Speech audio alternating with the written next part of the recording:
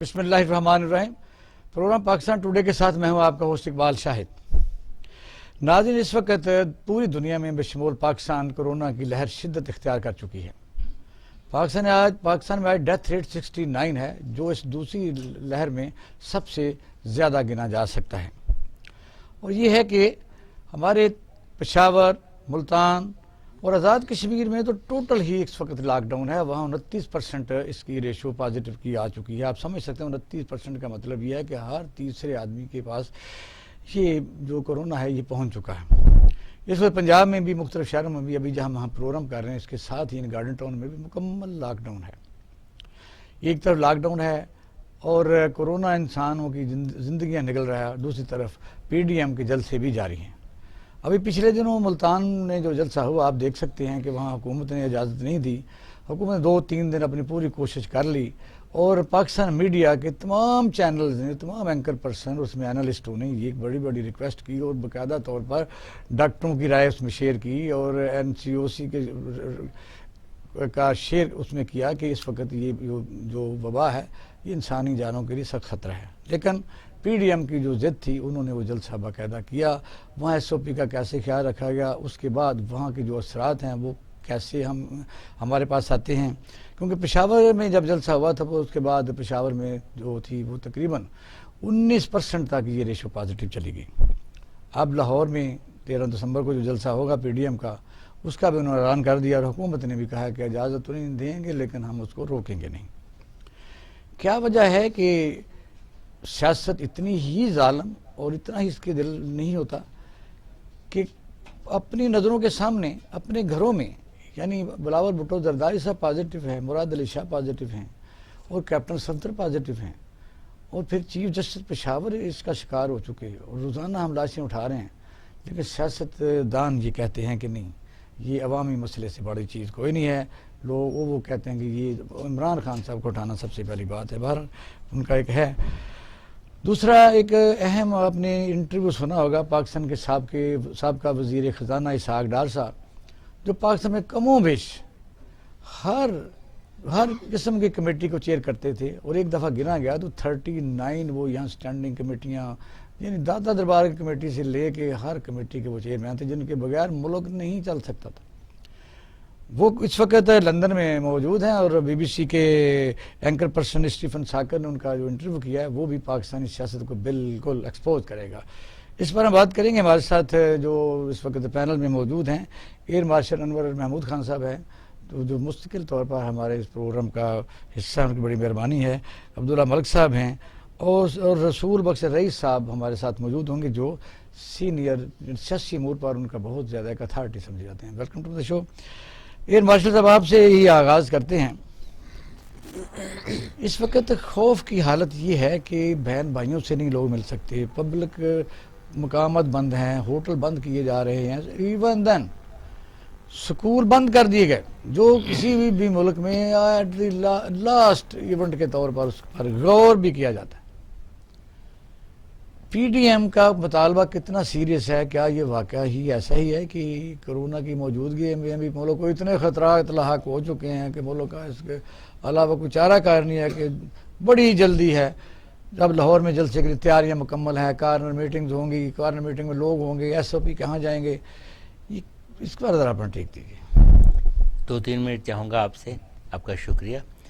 سیاست ایک، بعض لوگ تو کہتے ہیں عبادت ہے، اور دیکھیے اگر آپ عبادت سے منحرف ہو جائیں اور اس میں آپ اپنی خودی کو آگے لے آئیں تو پھر وہ حساب ہوتا ہے جو ابلیس کا ہوا تھا۔ اب یہ سیاست نہیں ہے جو ہم کر رہے ہیں، یہ اقتدار کی ہوس ہے۔ اچھا، اقتدار کی ہوس کیوں ہے؟ دیکھیے، جب آپ کہتے ہیں کہ میں نے ایک ڈھیلے کا آگے پیچھے نہیں کیا، اور آپ کے پاس جناب جہاز ہیں، آپ کے پاس انلمیٹڈ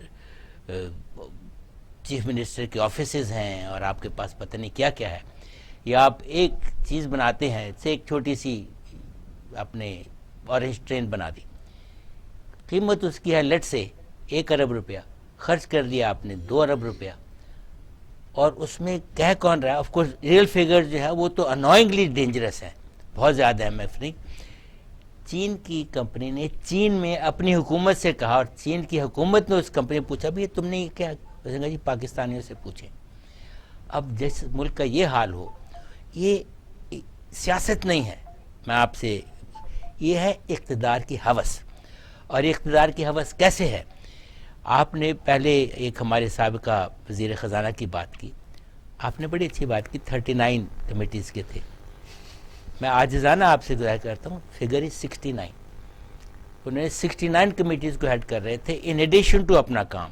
اور یہ وہ کام ہے جس کے لیے 24 گھنٹے کم ہوتے ہیں ایک انسان کے لیے, اور انسان یوزلی ایک دو ٹینیور کر لے تو اس کی یعنی جسم نچوڑا جاتا ہے. یہ صاحب ہٹے کٹے گئے یہاں سے, کیا ہے, ایک چیز اٹینڈ کرنے. ان کے پاس کورٹ کیسز تھے. رئیس صاحب لائن پر ہیں جی؟ رئیس صاحب السلام علیکم. وعلیکم السلام. بہت شکریہ. ایئر مارشل محمود خان صاحب بات کا آغاز کر چکے ہیں, ذرا آپ سن لیں, پھر آپ کی طرف میں آتا ہوں سر. ٹھیک. تو یہ حضرت ایک بہانہ کر کے پرائم منسٹر آف پاکستان کے جہاز میں سینٹرل ایشین ریپبلک کے کسی کیپٹل میں کوئی چھوٹی سی میٹنگ تھی جس کے اندر سیکٹری لیول بندے نے جانا تھا. انہوں نے اپنے آپ کو اس پہ اپوائنٹ کیا اور وہاں سے رفو چکر ہو گئے. اب اس شخص کی کریڈیبلٹی یہ ہے, آپ نے بات کی تھی اسٹیون سیکر کے پروگرام کی, نہیں وہ اس پر ہم باتیں پہلے ہم نے کورونا کی موجودگی میں پی ڈی ایم کی تحریک ہے اس پر بات ذرا تھوڑا اس پہ بات کر, اسی پہ کنٹینیو کرتے ہیں. چونکہ وہ نام آ گیا تھا تو میں نے کہا اس کو کہتے ہیں مکمل کر دیجیے. میں اسے کہوں گا یہ پی ڈی ایم کی جو تحریک ہے یہ پاکستان ڈسٹرکشن کمیونٹی ہے. یہ کیسے ہے کہ یعنی ساری دنیا میں ایک چیز کو مان رہے ہیں. اور یاد رکھیے امریکہ جس کی آبادی ہم سے 1/3 زیادہ ہے, ہم 220 ملین ہے, وہ 330 ملین ہے, وہاں پہ ڈیتھ ریٹ 2000 پر ڈے ہے. ایسا ہی ہے.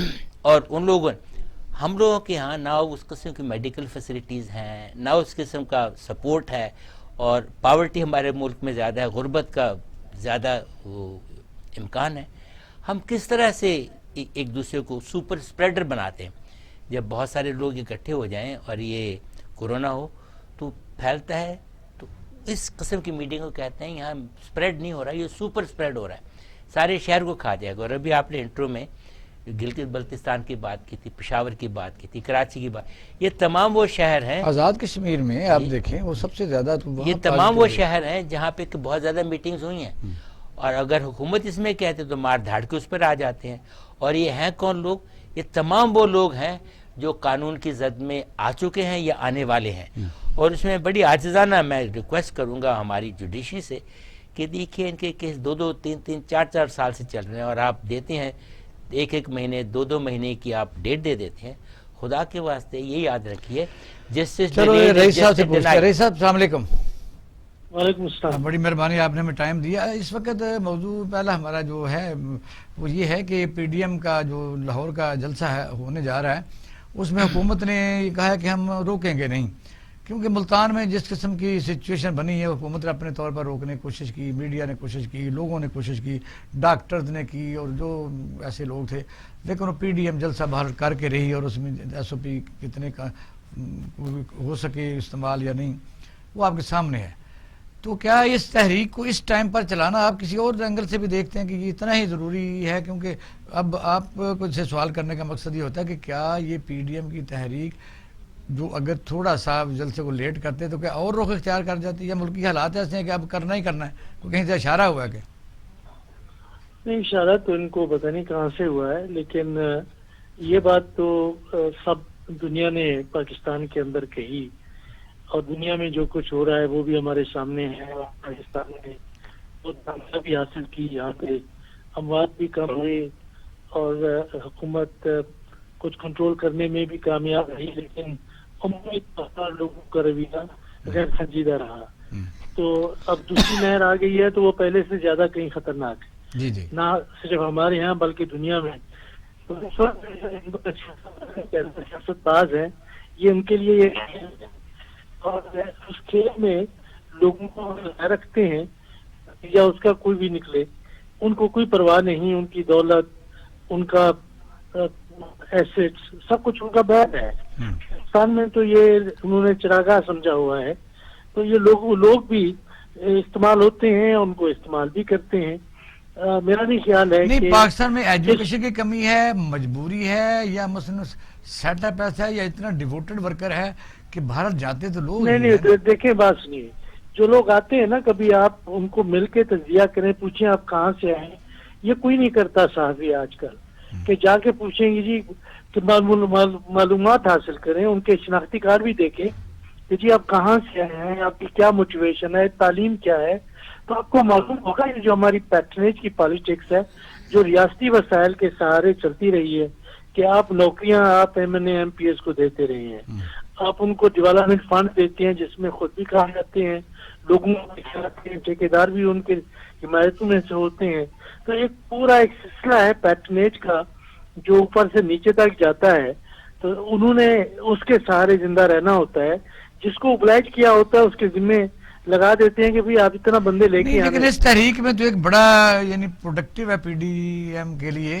कि एक ऐसा शख्स उनके पास मौजूद है जो उसका सरबराह भी है, उसके पास मदरसों की भी एक ऐसी ताकत मौजूद है जिसको तो ना रोटी की परवाह है ना कुछ है, क्योंकि वो तो उन्होंने आना ही आना है, तो ये भी तो है ना। हाँ बिल्कुल, वो भी है। जमीयत उलमा इस्लाम के तो तलबा हैं, हाँ। उनको जब असातिज़ा जिनका ताल्लुक है तो वो तो अपना एक मजहबी वीजा समझ के पहुंच जाते हैं। उसके अलावा जो आम लोग होते हैं आजकल के जलसों में उस तरीके से लोग नहीं जाते जिस तरह हम अयूब खान के खिलाफ तारीख में जाया करते थे, जी। या भुट्टो के खिलाफ PNA की तारीख चली तो लोग आते थे। हाँ जी। बिल्कुल वो मोटिवेटेड थे। ये मोटिवेटेड लोग नहीं है, ये लाए जाते हैं।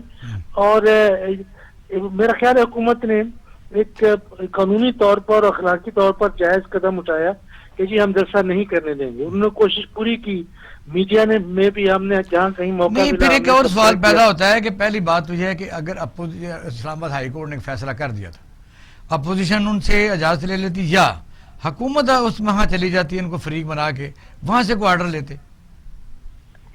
देखिए वो आर्डर तो पहले से मौजूद है कि जी आप जलसे नहीं कर सकते।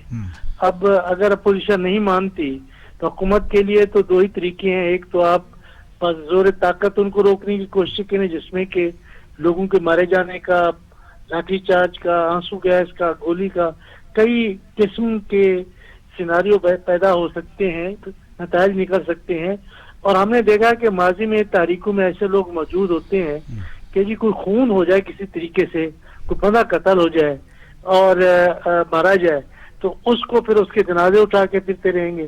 तो हुकूमत ने तो बड़ा एक अच्छा फैसला किया है, तो ये बेकाबू हो रही है। नहीं, अच्छा तो फैसला किया, लेकिन उसमें गलतियां भी हुई हैं कि आपने देखा कि ये यूसरा गिलानी के जो बेटे थे उनको पकड़ा, फिर वो अदालत ने छोड़ दिया, फिर उसके खिलाफ FIR दर्ज हो गई। क्यों ना पकड़े उनको, जब उन्होंने कानून की खिलाफ वर्जी की है तो क्या कानून और आइन जो है ये गिलानियों का या जरदारियों का या शरीफों का गुलाम है कि अगर कोई और बंदा खिलाफ वर्जी करता है तो उनको पकड़ा जाता है, इनको क्यों ना पकड़ा जाए।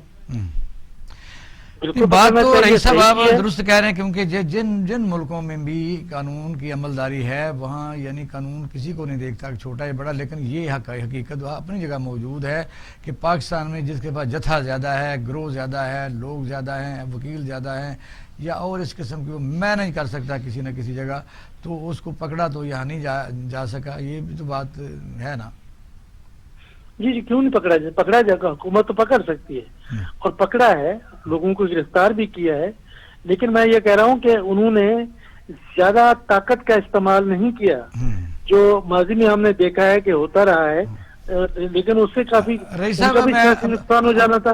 अब्दुल्ला मलिक साहब बैठे, मैं इनसे राय लेने, फिर आपकी तरफ आता हूँ। जी अब्दुल्ला मलिक साहब, ये बात दुरुस्त है, लेकिन हकायक यही है कि यहाँ ताकतवर को हर जगह से आसानी मिल जाती है, वो बीमार हो, कन्विक्टेड हो, जेलों में लोग सड़ मर रहे हैं, किसको औरतें भी उसमें शामिल हैं, किसको यानी रियायत मिली है कि वो सस्पेंड हो गई हो। आप भी बड़ा चीफ जस्टिस की रहे हैं नज़दीक, जस्टिस साकिब निसार साहब के पास है, तो बात तो नहीं बनती, कहीं कहाँ फॉल्ट है ये। देखिए उस्ताद मोहतरम हमारे रसूल भाई साहब बिल्कुल सही फरमा रहे थे, जो कानून है वो तो सबके लिए बराबर होता है। जैसे हमारे आर्टिकल 25 में है कि तमाम रियासत के शहरी बराबर हैं और सबके साथ एक जैसा सलूक किया जाएगा। लेकिन हमारे यहाँ बदकिस्मती से, जैसे आपने भी कहा, ऐसा होता नहीं है। अमीर के लिए कानून कुछ और होता है और गरीब के लिए कुछ और होता है। इसीलिए तो हम कहते हैं कि रियासत अपनी रिट उस वक्त खो देती है जब रियासत ایک آنکھ سے لوگوں کو دیکھتی ہے، دو آنکھوں سے نہیں دیکھتی. قانون کی نظر میں تو سب برابر ہوتے ہیں. بڑی بدقسمتی کی بات یہ ہے کہ جو کچھ حکومت نے پہلے فیز میں کیا تھا اس وقت کے حالات اور تھے، اور سوشل میڈیا پہ پرنٹ الیکٹرانک میڈیا پہ جو ہمارے ایکسپرٹ تھے، جو ہیلتھ سے ریلیٹڈ لوگ تھے، وہ آئے اور بڑے احسن اور سہل طریقے سے لوگوں کو سمجھایا، اور ایک سوشل میسج ہوتا ہے پبلک کے لیے وہ گیا. لوگ نہیں، اگر سٹنگ وزیر اعلیٰ خود پازیٹیو ہو کورونا سندھ کا، وہ 3000 بندہ وہاں سے بھیجنا طور پر، تو کیا عدالت اس کو بلا کے کوالیفائڈ یا کوالیفائڈ نہیں کر سکتی؟ میں اسی طرف آ رہا تھا کہ ایک نیشنل کنسنسس کے لیے ضروری تھا کہ جو دوسری فیز آئی تھی، پرائم منسٹر ایک میٹنگ تمام پارٹیز کی کال کرتے، اور میں ان کے ساتھ یہ ایشو رکھتے، اور ایکسپرٹ جو تھے اس ہیلتھ پہ ان کو ساتھ بٹھاتے اور کوئی ایک پکچر شو کرتے کہ ملک کے بڑے انٹرسٹ میں ہم آپ سے التجا کرتے ہیں تو مان جاتے ہیں. یقیناً اگر پرائم وہ تو کہتے ہیں ہم سے بات نہیں کرنی. اس میں کوئی شک نہیں ہے، رسول بخش رئیس صاحب بھی اس بات کو سیکنڈ کریں گے کہ اگر پرائم منسٹر ایک بڑے کھلے دل کا مظاہرہ کرتے ہیں اور ایک ملک کے وسیع مفاد میں لوگوں کے جانی تحفظ کے لیے اور ہیومن رائٹس کے لیے تقاضا بھی پی ڈی ایم کے تو لیڈران کہتے ہیں کہ ہم اس سے بات نہیں کرنی. دیکھیں نا، وہ اس لیے کہ وہ بھی تو نہیں کرنا چاہتے نا. دیکھیں نا، یہ پاکستان میں پہلی دفعہ ایسا ہو رہا ہے کہ کوئی بڑا نہیں ہے، کوئی لوگوں کو ایک ٹیبل پہ بٹھانے والا نہیں ہے. جیسے کہ کسی زمانے میں نواب نصر اللہ صاحب ہوا کرتے تھے، وہ ان کی تمام جو سیاسی پارٹیاں تھیں بات مانتے تھے. اب ایک رول مولانا فضل الرحمان صاحب نے لیا ہے، لیکن وہ چونکہ ایک اینٹی اسٹیبلشمنٹ لیا ہے یا پرو اگینسٹ گورنمنٹ لیا، تو وہ کوئی بڑا پن کا مظاہرہ کرنے کے بجائے گورنمنٹ پہ پریشر بلڈ کر رہے ہیں. لیکن جو آپ نے بات کی یہ بھی بڑی امپورٹنٹ بات یہ ہے کہ حکومت سے بھی کچھ غلطی ہوئی. جیسے پرائم منسٹر تشریف لے گئے فیصل آباد، تو انہوں نے 200-300 لوگوں سے ایڈریس کیا، تو اس وقت وہ ایس او پیز کا خیال نہیں رکھا گیا تھا. ایسے ہی ابھی ریسنٹلی ایک دن پہلے ملتان کے جلسے سے اسد عمر صاحب سکھر تشریف لے گئے، انہوں نے یوتھ کنونشن سے خطاب کیا. لیکن جب آپ حکومت کی لیول پہ اگر ایک آپ ایگزامپل سیٹ کرتے نہ ہوتا، مثلا ہمارے پنجاب بار کونسل کے الیکشن ہوئے، ہزاروں کی تعداد میں وکلا نے ووٹ ڈالے، اور یہ ساری کی ساری چیزیں جب آپ میڈیا پہ دیکھتے ہیں تو لوگ کہتے ہیں کہ نہیں، یہ حکومت جھوٹ بول رہی ہے. یہ بات ہے، مثلا جو آپ کو لیڈ کر رہے ہیں عوام ان کو فالو کرتے ہیں. جب اسٹیج کے اوپر بیٹھے ہوئے لوگ، آپ ان کا کرونا نیگیٹو آتا تو وہ بیٹھتے. جب بلاول بھٹو زرداری صاحب کی سسٹر کی شادی کے اوپر کرونا ٹیسٹ لازمی قرار دیا گیا، یہ تو باتیں کرنے کی ہے نا، کسی نے ٹیسٹ کیا ہے؟ کچھ ہمارے دوست کہہ رہے تھے جی ان کو سب کو ٹیسٹ کریں، ان کو نکلنے نہ دیں. کیا پاسبل ہے اس حکومت کے لیے کہ کیا کریں؟ نہیں، حکومت کے لیے دیکھیں پاسبل تو ہوتا ہے، جیسے آپ نے کہا کہ عدالت، لیکن عدالت حکومت کی پالیسیوں میں عمل دخل نہیں کرتی. حکومت عدالت یہ نہیں کہہ سکتی کہ لوگوں کو کہ آپ یہ جلسے جلوس نہ کریں. یہ حکومت کا کام ہوتا ہے کہ اپنی ریٹ کو قائم کرنے کے لیے عملی اقدامات کریں. اب جیسے رئیس صاحب نے بالکل صحیح کہا، اگر حکومت اس وقت کوئی لاٹھی چارج کرتی، کوئی جبر کے ذریعے یا تشدد نہیں، اندر کی خبر یہ بھی ہے کہ لاٹھی چارج دوسری طرف سے زیادہ تھا، انتظامات مدرسوں کے بچوں کے پاس زیادہ تھا. میں وہی کہہ رہا ہوں کہ اس سے لوگوں کو جانی مال کا تحفظ کرنا ریاست کی ذمہ داری تھی، نہ کہ لوگوں کو نقصان پہنچانا. تو بہتر انہوں نے پھر یہ اینڈ کی فیصلہ کیا کہ جلسے کو ہونے دیا جائے. اور میرا خیال ہے کہ یہ اگر یہ پہلے فیصلہ کر لیتے اور ایک دن 3 دن کی بجائے لوگ گلیوں میں رہتے یا اخبارات کی زینت بنتے رہتے، اور حکومت کو بڑے پن کا مظاہرہ کرنا چاہیے تھا. جی مارشل صاحب، یہ اس میں اور بھی چیز جو میں سمجھتا ہوں جی، میرے ذہن میں آیا ایک باریک سا پہلو، جس طرح پی ڈی ایم اس کو اپنی فتح قرار دے رہی ہے کہ یہ اگر نہ بھی ہمیں لاسٹ اینڈ پر کہتے کہ آپ آ جائیں تو ہم تو آنا ہی آنا تھا، ہم پوچھتے نہیں ہیں، ہم بتاتے ہیں. رانا ثناء اللہ صاحب کا بیان ہے. اس کا مطلب یہ ہے کہ اگر ان کا بات مان لی جائے، کچھ لوگ متاثر بھی ہو جائیں، تو اگلی دفعہ آپ کیسا سینیریو پاکستان میں دیکھ سکتے ہیں کہ اگر جلسے جلوس نکلیں گے، کوئی گروپ گروہ یا جتھے آ جائیں گے، جس طرح افغانستان میں وار لارڈز ہوتے ہیں، وہ کسی کی مانتے نہیں ہیں. یہ چلتا چلتا یعنی کہ مذہبی ایلیمنٹ بھی اس میں شامل ہو گیا جو بہت بڑا ہے. کیا اس طرف ہی دیکھ سکتے ہیں کہ آئندہ کون سی پکچر پاکستان کی آپ دیکھتے ہیں؟ 2 چیزیں. پہلی بات تو یہ ہے کہ جن لوگوں کی آپ بات کر رہے ہیں یہ وہ لوگ ہیں جو سر عام کھڑے ہو کے کہتے ہیں جناب کرونا جو ہے یہ جلسوں میں ایفیکٹ نہیں کرتا. رانا ثناء اللہ. دوسرے صاحب ہیں وہ کہتے ہیں جی کرونا رات کو نہیں حملہ کرتا. مولوی صاحب ہیں آپ کے، مولانا فضل. باقی آپ نے بات کی یہ اسکولوں کی، مدرسوں کی. دیکھیے یہ ایک خوف ہے جس کی بنیاد بڑی کمزور ہے. وہ بچے بیچارے نہتے سب کچھ، ان کو ایک غلط لیڈر اپنے پرسنل ایمبیشنز کے لیے کام کر رہا ہے. جس شخص کو اس کی اپنی کانسٹیچوئنسی ریجیکٹ کر دیتی ہے وہ نیشنل لیڈر بننے کا خواب دیکھتا ہے. اور کیسے خواب دیکھتا ہے کہ 9 سال کشمیر کمیٹی کا چیئرمین ہے, ایک میٹنگ نہیں بلائی ہے, 83 کروڑ روپے کا بجٹ دے دیا ہے. مجھے سمجھ نہیں آتی حکومت جو 9 سال رہے اس میں انہوں نے کیا کیا. باقی بات آ جاتی ہے کہ سندھ سے چیف منسٹر صاحب نے اتنی فوج بھیج دی, اتنے لوگ بھیج دیے. یہ ایک میرا سوال یہ تھا, اگر یہ جتھے اس طرح گورنمنٹ گریڈ کو, عدالتوں کی فیصلوں کو روند کے گزر جاتے ہیں اور کامیاب بھی ہو جاتے ہیں, معصوم عوام مان بھی جاتے ہیں, تو چلتا چلتا یہ کہاں تک پہنچیں گے؟ یہ تو ایک دم سے وائلنس کے زمرے میں آتا ہے, اور یہ وہ چیز ہے جس کے خلاف, جس کے لیے گڈ گورننس چاہیے. ریٹ آف اسٹیٹ کو جب آپ چیلنج کرتے ہیں, آپ ان کو دیکھیں. ابھی مولوی صاحب کی آپ بات کر رہے تھے, اس سے میں نے بات دیکھا لوگوں نے وردیاں پہنی ہوئی ہیں, ٹوپیاں وہ ہیں جو ملٹری کی ٹوپیاں ہیں, صرف اس میں بیج ہٹا ہوا ہے. یہ کانسٹیٹیوشن کے خلاف ہے, آپ لوکل ملیشیا نہیں بنا سکتے. خیر اس بات کو تو یہ حکومت کا کام ہے, مگر میں کنیکٹ کرنا چاہتا ہوں. پیچھے میں عرض کر رہا تھا تو آپ کو پروگرام میں کچھ اور آ گیا, اسی سے کنیکٹڈ ہے سوال. اس میں ہماری جوڈیشری عدلیہ کا بہت بڑا ہاتھ ہے. عدلیہ بعض دفعہ ان چیزوں میں آ جاتی ہے جسے شاید ایک نارمل پرسن سمجھے کہ یہ گورننس کا کام ہے. فار ایگزامپل آج کل بڑی لیدے ہو رہی ہے, جناب آپ نے یہ درخت لگائے کیوں لگائے, وہاں نہیں لگائے. یہ عدلیہ کا کام نہیں ہے. عدلیہ کا کام اگر ہے, پٹیشن جائے تو میں اس پہ آ رہا ہوں نا. اب اگر عدلیہ نے, اسلام آباد کی بات تھی, آپ نے یہ نہیں کرنا, اور جو لوگ ہیں جن کے یہ وہی لوگ ہیں جنہوں نے کہ یہاں ماڈل ٹاؤن میں قتل عام کیا تھا, ان کو عدلیہ کہہ رہی ہے کہ دیکھو اب یہ جو اب قتل عام ہوگا کورونا کی وجہ سے, اس میں گولیاں نہیں چلیں گی, مگر اس میں تو 13 عدالت یہی کہے گی نا. دیکھو عدالت نے تو ایک سپروائزری رول ادا کرنا ہوتا ہے. عدالتیں جو ہیں ان کے ایڈوائزری رول ادا کرنا ہے, اس سے زیادہ ان کا کام ایسا ہی ہے. وجہ یہ ہے کہ اب فیصلہ تو آ چکا ہے, اس کو عمل درآمد اگر حکومت کرتی ہے, جیسا رئیس صاحب نے کہا, پروفیسر صاحب نے, کہ حکومت اگر تشدد کرتی ہے یا نہیں کرتی اس کے کانسیکوینسی تو وہ جانے, ان کا کام جانے. اگر وہاں کیس جائے گا تو وہ فیصلہ تو موجود ہے.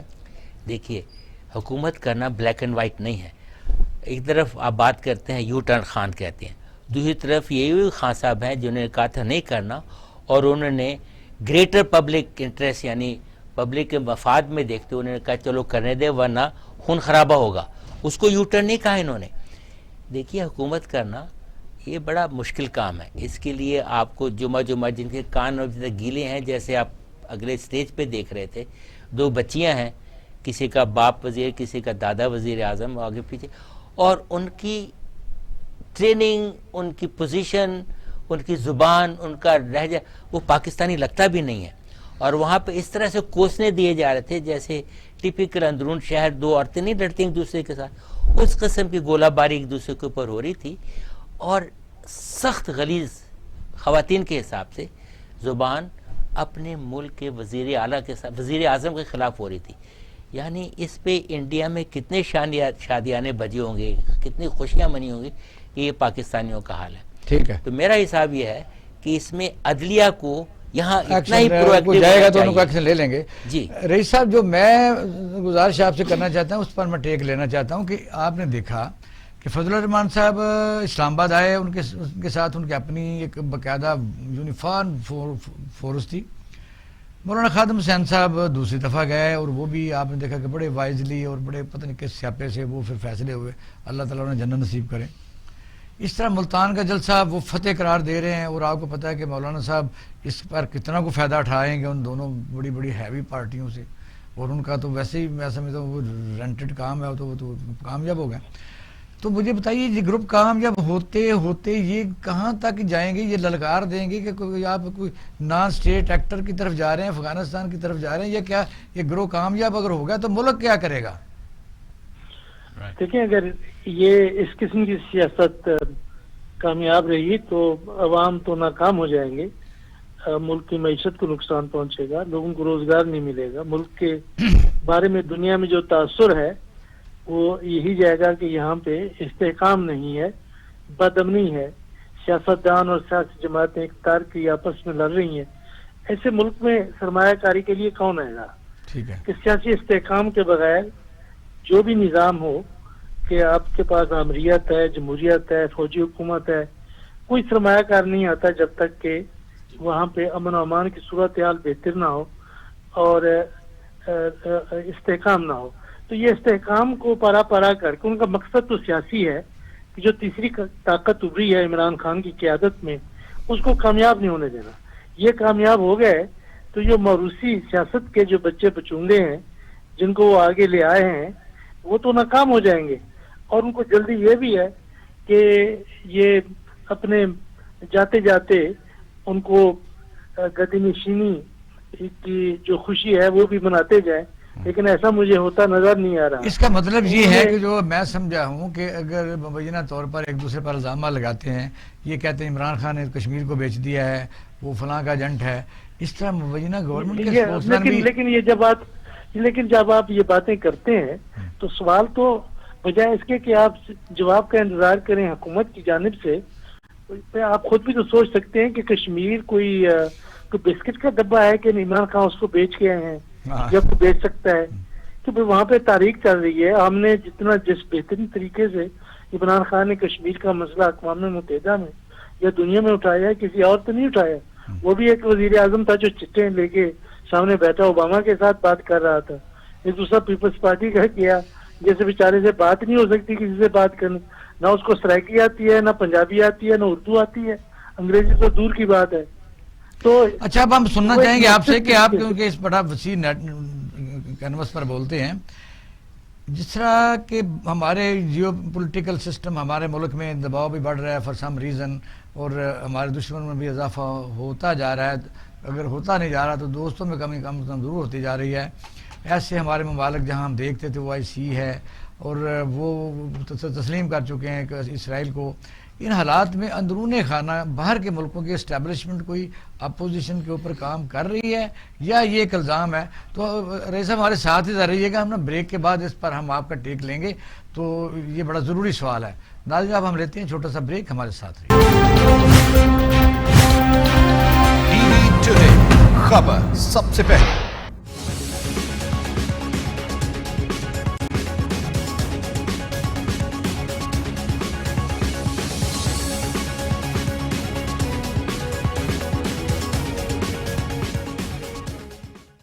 ویلکم بیک ناظرین. ہم نے وقفے سے پہلے اس موضوع پر بات کر رہے تھے کہ اندرونی خلفشار موجود ہے. اس وقت پاکستان کے دوست کتنے ہیں، پاکستان کے دشمن کتنے ہیں، پاکستان میں اس وقت حالات کیا ہیں، یعنی باہر کی دنیا ہمارے ساتھ کس قسم کے تعلقات رکھنا چاہتی ہے، اور کون سا یعنی پاکستان کون سے فیلڈ میں آگے گو فارورڈ کر سکتا ہے. تو رئیس صاحب اس پر ذرا بات کیجیے کیونکہ سوال تو ہم سن لیا. میں یہ گزارش کروں گا کہ پاکستان نے بہت مؤثر ڈپلومیسی اختیار کی ہوئی ہے. آپ دیکھیں کہ افغانستان میں امن معاہدہ ہم نے کرایا ہے اور ہماری مدد کے بغیر ممکن ہی نہیں تھا.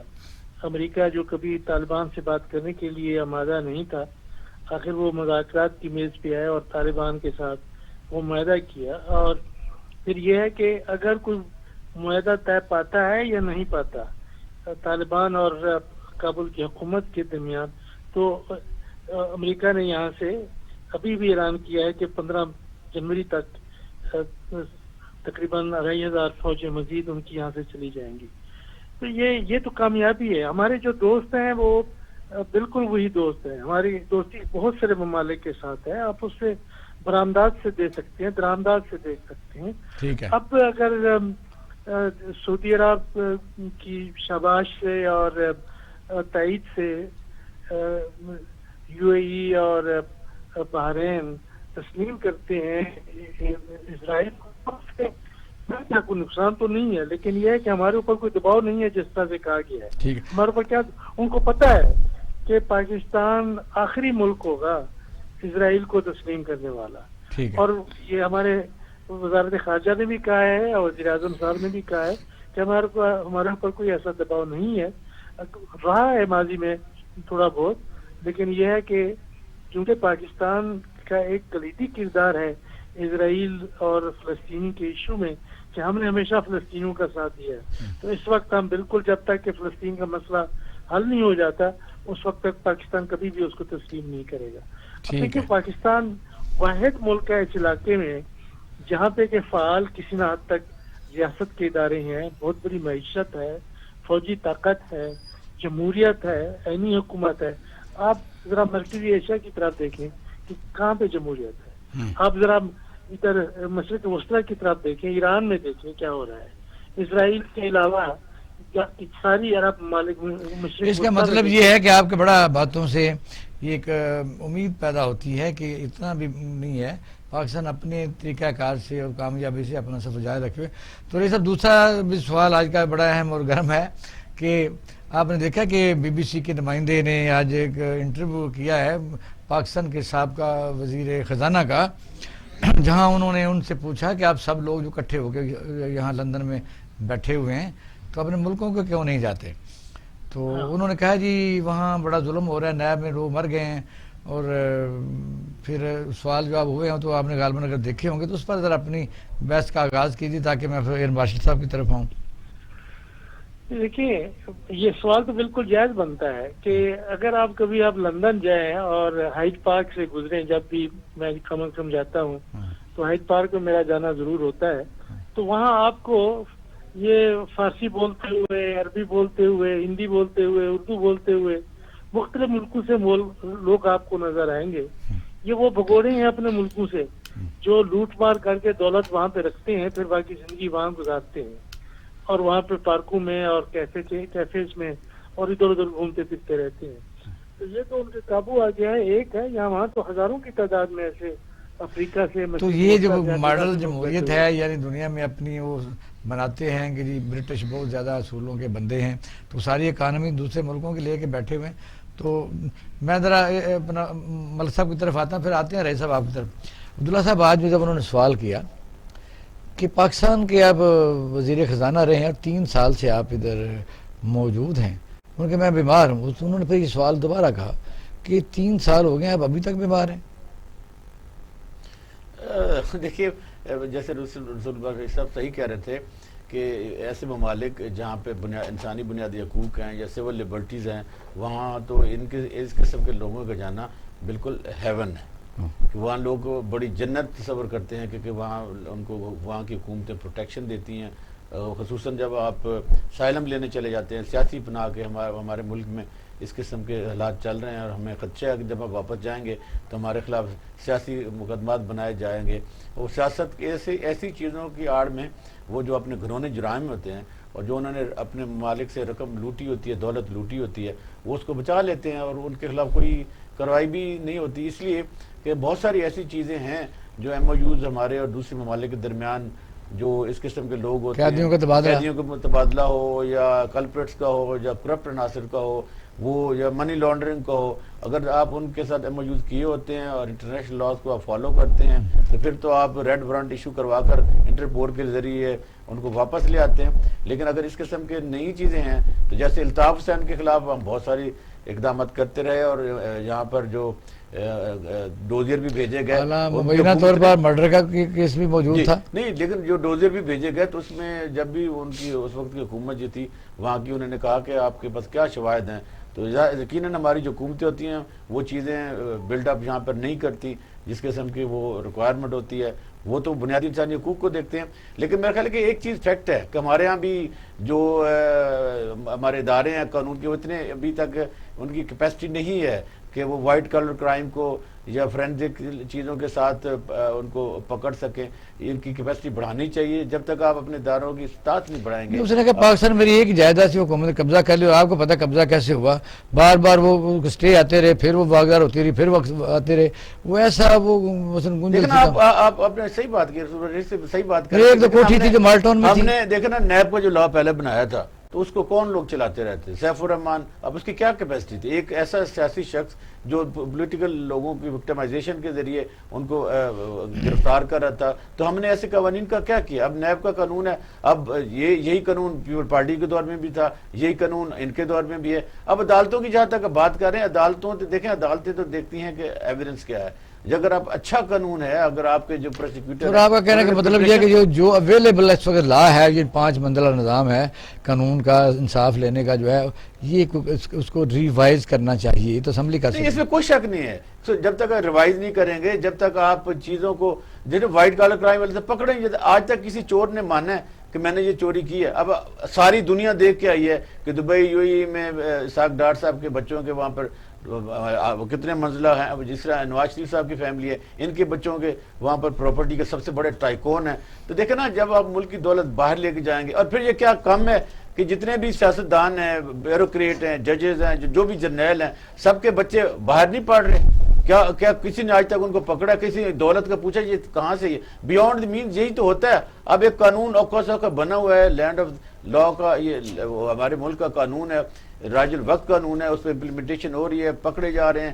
اب ایسے چیزیں اوپن ہوگی. ہاں، یہ حکومت کو ایک کریڈٹ ضرور جاتا ہے کہ انہوں نے وہ کیسز بلڈ نہیں کیے. یہ جو کیسز ہیں، اب تاریخ میں اگر نظر دوڑائیں تو آپ کو یاد ہوگا کہ پیپل پارٹی کے خلاف نواز شریف نے بنائے تھے، اور نواز شریف کے نہیں، شہباز شریف پر تو بنائے ہیں نا. اب جب یہ حکومت 2018 میں آئی تھی تو اس سے پہلے 8 ماہ پہلے تو کس کی حکومت تھی؟ اس میں تو تھی شہباز شریف پر تو اس حکومت نے نہیں بنائے. جی، یا شہباز شریف پر 56 کمپنی آپ بھی لے کے گئے. ایک کیس بنایا شہباز شریف والا، ادروائز سارے کے سارے کیس 2018 سے چلتے آ رہے تھے، ایک دوسرے کے خلاف بنائے. وہ اس لیے بناتے تھے کہ پولیٹیکل وکٹمائزیشن. ہاں، ایک چیز ضرور ہے، اب وقت کا تقاضا ہے کہ اگر آپ نے واقعی ملک کو آگے لے کے چلنا ہے تو پھر آپ کو ایک ٹروتھ اینڈ ریکنسیلیشن کمیشن بنانا پڑے گا، اور تمام پولیٹیکل پارٹیز کو، تمام مارشل صاحب یہ کو بنانا پڑے گا، آگے بڑھے گا. ورنہ سیاسی کشمکش صاحب بڑا پیچھے چلے جائیں. جوڈیشل ایکٹیویزم کے بندے ہیں، انہوں نے کافی کیس کیے.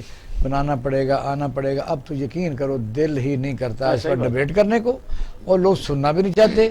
تاریخ پڑ گئی ہے، بندہ بیمار ہو گیا ہے جی، عدالت چھٹی پر ہے، پروسیکیوٹر نہیں ہے، گواہ نہیں ہے. وہ بھئی اس طرح نہیں ہوتا. یا تو اس کو چیپٹر کو بند کرو. یعنی اس طرح کوئی کبھی ہو سکتا ہے؟ مجھے بتائیے، اگر میرا مقصد ہے پاکستان سٹیل مل نہیں لوٹی گئی، اگر پی آئی اے نہیں لوٹی گئی، ریلوے نہیں لوٹی گئی، جو یہاں جی ٹی ایس نہیں لوٹی گئی، تو یہ پھر کتا کون ہانڈی کھا گیا؟ مجھے بتائیے مارشل صاحب. آپ جیسے پہلے فرمایا تھے، دیکھیے پہلے تو ذرا وہ برطانیہ کی بات کر لیں کہ ہمارے بندے بھاگ کے چلے جاتے ہیں. ہائیڈ پارک کارنر کے اوپر بھی بات ہوتی ہے. دیکھیے، یہ دنیا میں انسانیت کہیں نہیں ہے. ملکوں میں ایک ہی چیز ہوتی ہے، نیشنل انٹرسٹ. باقی آپ کی جو دوستی ہے، سلام دعا ہے، یہ عارضی ہوتے ہیں. آپ انڈیا روس کو دیکھ لیجیے، آپ انڈیا امریکہ کو دیکھ لیجیے، پاکستان چین، پاکستان امریکہ کو دیکھ لیجیے، برطانیہ کو دیکھ لیجیے، بریکسٹ دیکھ لیجیے، اور یورپین یونین کو دیکھ لیجیے. یہ بدلتے رہتے ہیں، اور ہمیں یہی چیز اپلائی کرنی چاہیے اسرائیل کے ساتھ بھی. پاکستان کے ساتھ کیا، فلسطین کے ساتھ کیا. ہمیں کیا چیز روکتے ہیں؟ فلسطین کو ہم نے کیوں نہیں اپنی ایمبیسی فلسطین کے لیے اس کو ریکگنائز کر کے رکھ دیتے؟ ہم نے رکھی ہے. اگر ہمیں فلسطین سے اتنا ہی پیار ہے تو اپنے ملک میں ان کے ہاں ہم نے اپنی ایمبیسی کیوں نہیں رکھی؟ چاہے کسی کے ساتھ کر سکتے. سوچنے کی بات ہے. نمائندہ تو ہے ان کا، میں وہاں کی بات کر رہا ہوں. ہمارا نمائندہ گیا کیوں نہیں گیا ہے؟ اگر ہمیں اتنا ہی شوق ہے تو ہمیں دنیا کو دکھانا چاہیے. خیر، یہ موضوع چونکہ بند ہو چکا ہے، یہ موضوع بند ہو چکا ہے، اس پہ I had a lot to say. Pakistan کی نیشنل انٹرسٹ کیا ہے، آپ اس کے اوپر غور کیجئے. اب بات کرتے ہیں، جب آپ ابھی جو آپ ٹاپک لگا رہے تھے ہمارا، اس میں اب ذرا مجھے بتائیں عبداللہ صاحب جو کہہ رہے تھے. انہوں نے یہی کہا کہ یہاں مثلا قانون جو برٹش قانون ہے وہ ان کو سپورٹ کرتا ہے. میں آپ سے عرض کرتا ہوں، دیکھیے ہمارا قانون 1861 سے شروع ہوا اور 1891 ٹائپ، بیچ میں پولیس ایکٹ، فلانا ایکٹ، سول سروس ایکٹ. ہماری پارلیمنٹ بیٹھی ہے، اس نے کتنے قانون اس میں بنائے ہیں؟ پارلیمنٹ کا کام کیا ہے؟ قانون بنانا. ایگزیکٹو کا کام کیا ہے؟ قانون کو اپلائی کرنا. اور جوڈیشل کام کیا ہے؟ قانون کو انٹرپریٹ کرنا. ان دونوں میں کوئی تضاد ہو، دیٹ سمپل ایز دیٹ. حکومت کا یہی کام ہے. اب حکومت چلانا ہے انہوں نے. جب حکومت چلانا ہے اس کے اندر آپ کمپرومائز کر دیتے ہیں. برطانیہ کے ساتھ ہم نے کیوں نہیں ایکسٹریڈیشن ٹریٹی بنائی؟ اس لیے کہ ہر ایک کو پتہ ہے کل جب میری باری آئے گی تو مجھے وہاں سے کوئی نکال نہیں سکے گا. سیدھی سی بات یہ ہے, اس کو کوئی کھل کے نہیں کہتا. ہماری جوڈیشری کو دیکھ لیجیے. نہیں آپ تو یہ کر سکتے ہیں, چلو کوئی ایسا بندہ آ جاتا ہے کہ برٹش کے ساتھ یا کئی ملکوں کے ساتھ جہاں ہمارا قیدیوں کا تبادلہ نہیں ہے, ہم چاہتے ہیں کہ ہو جائے, وہ ملک نہیں چاہتا تو دھر دونوں کا رضامند ہونا ضروری ہے. Absolutely right. آپ پہلے اپنا کیس لے کر تو جائیے, آپ اپنے ججز کو دیکھ لیجیے, اپنے پولیٹیشین کو دیکھیے. جرنیل کی بات ہو رہی ہے, کون نہیں گئے؟ ایڈمرل منصور کو آپ لے کر آئے تھے کہ نہیں آئے تھے؟ آئے تھے, یس بالکل مثال ہے آپ کے پاس میں. کہاں سے لے کر آئے تھے؟ امریکہ سے لے کر آئے تھے. برطانیہ سے کیوں نہیں لا سکتے؟ ان کے ساتھ آپ کی ٹریٹی ہے, ان کے ساتھ نہیں ہے. کیوں نہیں ہے؟ کس نے نہیں کی؟ یہ جنرل جا کے کرے گا. ابھی ججز ایک دیکھو نا, آپ بات صحیح کہہ رہے ہیں. دیکھیں الطاف حسین کی میں نے ریڈ کی تھی, آپ کو یاد ہوگا جب پابندی لگی تھی اس وقت جو ایم کیو ایم تھی اس وقت پی ایم ایل این کی الائے تھی, اور جو عدالت کو کہا کرتی تھی آپ نے کہ ڈوزیئر بھیجا ہے برٹش گورنمنٹ کو, تو وہ کئی مہینے تک ڈوزیئر ہی نہیں بھیجتے تھے. قطع کلامی میں کچھ اور عرض کر رہا ہوں عبداللہ صاحب. نہیں آپ ڈوزیئر بھیجنے کی بات, ہوتی ہیں. ڈوزیئر کی بات نہیں ہو رہی ہے, ٹریٹی کی بات ہو رہی ہے. آپ ٹریٹی کی ڈوزیئر جاتا ہے نا, میں اسی بات کر رہا ہوں. ٹریٹی کس نے نہیں بنائی, کس کو روکا ہے؟ کسی نے بھی نہیں بنایا. Exactly right. اور کتنی حکومتیں ہیں ہمارے 24 سے 25 پرائم منسٹر ہیں. یہ اس کا 24 سے 25 حکومت ہوئی نا, یہ کیوں نہیں بنائی؟ یہ حکومت کیوں نہیں شروع کر رہی؟ یہ ہماری اپنی غلطیاں ہم دوسرے پہ ڈال دیتے ہیں. اور یہ اچھی بات, ایک آزاد انڈیپینڈنٹ نیوکلیئر لیڈنگ پاور کے لیے اب ٹائم آ گیا ہے کہ ہم اپنی چیزوں کو اپنے ہاتھ میں لیں اور دنیا کو بتائیں کہ ہم کیا کرنا چاہتے ہیں, کس سے قابل ہیں. یہ کیا بات ہوگی کہ ایک بندہ ادھر چلے جاتی ہے. ابھی کل بھوشن کی بات, اس کو دیکھ لیجئے. ایک ہمارے پرائم منسٹر صاحب سے اس کا نام تک نہیں لیا انہوں نے, ابھی تک نہیں لیا. بس یہی کمال ہے. حالانکہ نام لینے میں حریت تو اتنا کوئی نہیں تھا, ضد بنا لی نا انہوں نے. تو یہ بھی تو بتایا نا کہ دنیا کی تاریخ میں کب ایسا ہوا ہے کہ ایک مجرم کو ادھر جانا نا, میں وہی کہتا کہ رئیس صاحب کی نہیں ہے نا, قانون غریب کے لیے اور ہے. صحیح فرما رہے ہیں آپ. جی عرض یہ تھی کہ جب تک ہم اپنے قانون کو 21ویں صدی میں نہیں لے کر آئیں گے. آپ نے بڑی اچھی مثال دی تھی وائٹ کالر کرائم کی, پروفیسر صاحب نے اس پہ ذکر کیا تھا. اس کے اوپر کیوں نہیں لیجسلیشن ہوا؟ 90% آف ہمارے لیجسلیٹرز, میں اس وقت ٹی وی پر کہہ رہا ہوں, کہ ان کو پتہ نہیں ہے کہ وائٹ کالر کرائم کا ڈیفینیشن کیا ہے, یا اس کا امپیکٹ قوم پہ کیا پڑتا ہے. آپ دنیا میں آج کل دنیا کہاں سے کہاں پہنچ گئی ہے, اور ابھی تک کس بندے کو نہیں پتا کہ ہمارا prime minister, ex prime minister جو ہیں, جو بیماری کے حساب سے باہر گئے, آپ اس کو چشمہ کہاں کر رہے ہیں, کہیں آپ رائے ونڈ میں چشمہ کر رہے ہیں ان کی, کہیں گوالمنڈی میں. اس سے کیا حاصل ہوگا؟ اور اس کے اوپر تاریخوں پہ تاریخیں پڑ رہی ہیں. ٹھیک ہے, یہ سوچنے کی بات ہے. قانون میں ایک بات دیکھیے, ایک اسلحے کی نمائش میں رات کو رات دروازے توڑ کے بندے اٹھا لاتے ہیں. 40 کروڑ کی جو پجارو لے کے پھر رہا تھا لینڈ کروزر, اس کو کوئی نہیں پوچھتا. نہیں صاحب, بات تو آپ سن رہے تھے, اس پر ٹیک دیجئے, کیونکہ کیا ہم بھٹکتے ہی رہیں گے یا کوئی ظاہر آپ بھی تجزیہ کرتے ہیں, چینل بھی لگے ہیں پاکستان کی, کچھ لوگ اداس بھی ہیں جو مثلا محب وطن ہیں, اور لیکن یہ ہے کہ دن بدن جو ان لوگوں کا شکنجہ نیکسس جو ایک بنا ہوا ہے, کلب یہاں بنی ہوئی ہے, ان کا مضبوط ہوتا جا رہا ہے. اور میرا تو خیال ہے کہ عوام کی آہستہ آہستہ جو سانسیں ہیں نا وہ بھی بند ہوتی جا رہی ہیں. لیکن یہ کیش پھر بھی انہیں کو کریں گے, بھوک ہے, ننگ ہے, یہ نہیں پتا کہ کس وجہ سے ہے. وہ تو بیماری خود موجود ہوتی ہے. کہ اس پر ذرا کیجیے کہ کبھی ہم پیسے وہاں سے لا سکیں گے, ملزموں کو لا سکیں گے, نہیں لا سکیں گے. سر رسول بخش صاحب آپ سے بات کر رہے ہیں.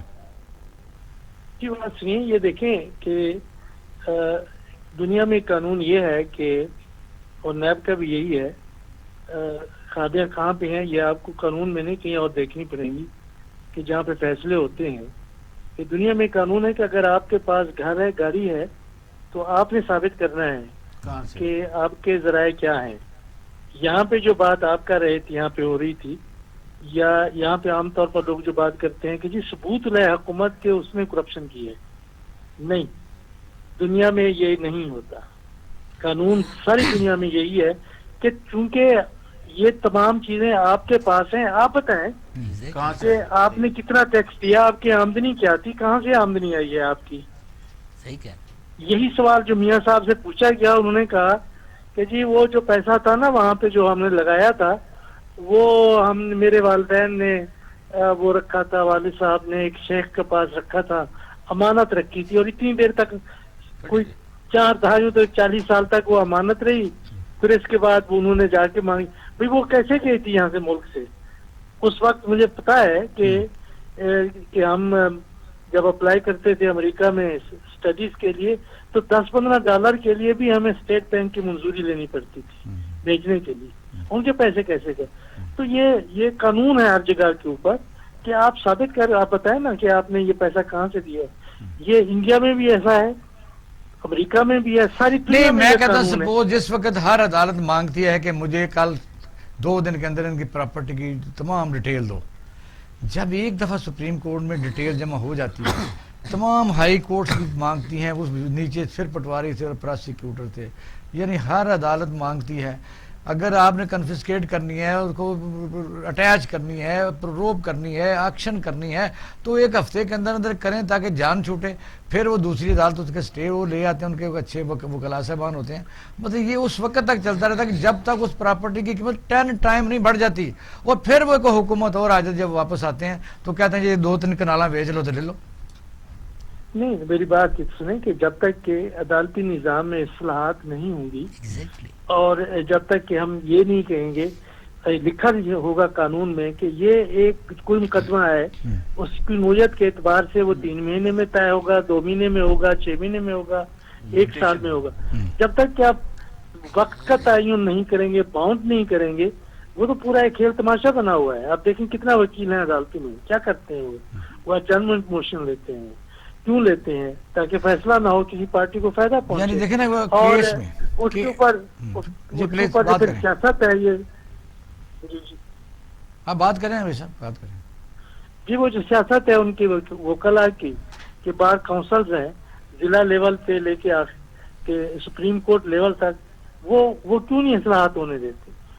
عدلیہ میں بھی وہیں سے وکلاء سے ہی لوگ جاتے ہیں کہ ہم، آپ کو پتہ ہے، ہمیں پتہ ہے 20-30 سال تک صاحب بڑی مہربانی، آپ نے ہمیں ٹائم دیا، رہا. آپ نے ہمیں ٹائم دیا، بڑی مہربانی.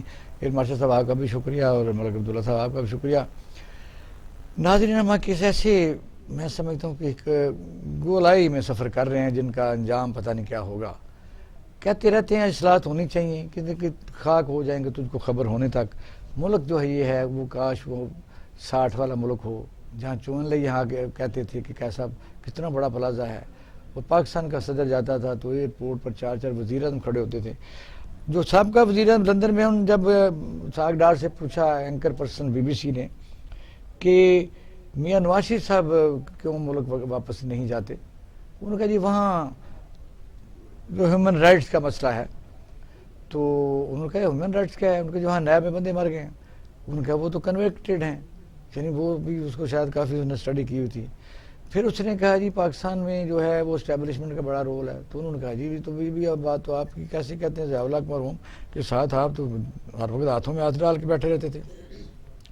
پھر اس نے زچ ہو کے پوچھا 2-4 دفعہ کہ آپ بتائیے آپ کی اور آپ کے فیملی کی جائیدادیں دبئی اور لندن میں نہیں ہیں؟ کہتا ہے میرا تو لڑکا تھا، وہ بالغ ہو گیا، اس نے شادی کر لی. یعنی پوری دنیا بے شک جو مرضی کر لے، پاکستان میں جب عدالتوں میں کہتے ہیں تو وہ ہمارے وکلاء صاحب بتاتے ہیں کہ انویسٹیگیشن تو غریب کے لیے ہوتی ہے کہ جب جوتے پڑتے ہیں بتا دیتا ہے. ان کو تو صرف یہ ہوتا ہے کہ جواب ہی نہیں دیتے. نیب کے کئی دفعہ بیانات آ چکے ہیں کہ کسی کو پکڑتے ہیں وہ کہتے ہیں وہ چپ کر کے بیٹھا رہتا ہے. کب تک؟ بس میں سمجھتا ہوں کہ قانون اور نظام